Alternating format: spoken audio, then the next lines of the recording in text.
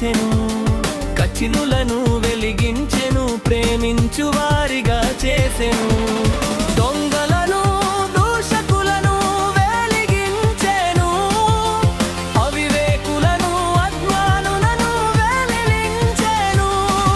ఈ లోకమునకు వెలుగైన వారిగా నిలిపెను.